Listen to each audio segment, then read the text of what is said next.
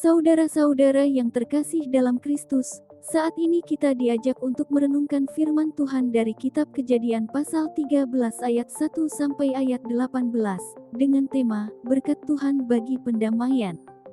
Semua orang menginginkan berkat, kebaikan dan kemurahan Tuhan di dalam hidupnya. Tetapi, apakah kita tahu bagaimana cara mendapatkan berkat Tuhan? Apakah kita tahu apa yang harus kita lakukan agar Tuhan memberkati kita?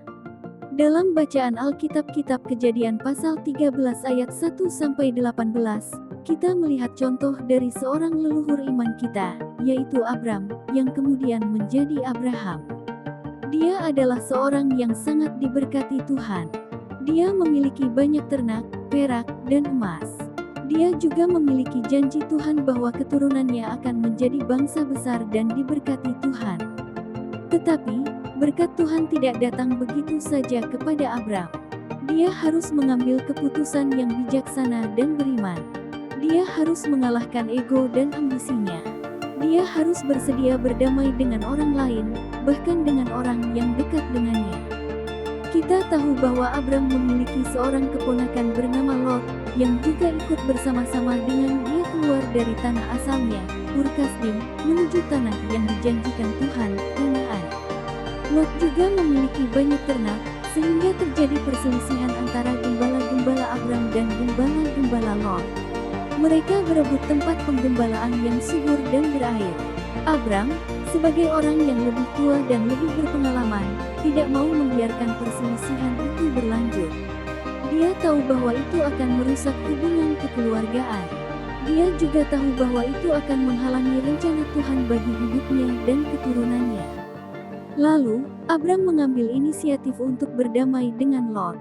Dia mengajak Lot untuk berbicara secara baik-baik dan menyelesaikan masalah mereka. Dia memberikan pilihan kepada Lot untuk memilih daerah mana yang ia inginkan. Dia bersedia mengalah dan memberikan yang terbaik kepada Lot. Lot, sebagai orang yang lebih muda dan kurang berpengalaman, tidak memikirkan dampak jangka panjang dari pilihannya. Dia hanya melihat apa yang tampak indah dan menarik di matanya. Dia memilih daerah lembah Yordan, yang subur dan berair, tetapi juga penuh dengan dosa dan kejahatan. Dia tidak menyadari bahwa dia sedang menuju kehancuran dan kesengsaraan. Abram, sebagai orang yang lebih tua dan lebih berpengalaman, tidak merasa kecewa atau iri dengan pilihan Lot. Dia percaya bahwa Tuhan akan memberkati dia dimanapun dia berada, asalkan dia tetap setia dan taat kepada Tuhan. Dia tidak mengandalkan apa yang dilihatnya, tetapi apa yang dijanjikan Tuhan kepadanya. Dan benar saja, setelah Lot berpisah dari Abram, Tuhan berfirman kepada Abram dan mengulangi janjinya. Tuhan berjanji akan memberikan seluruh negeri yang dilihat Abram kepada dia dan keturunannya. Tuhan berjanji akan menjadikan keturunan Abram seperti debu tanah yang tidak terhitung banyaknya.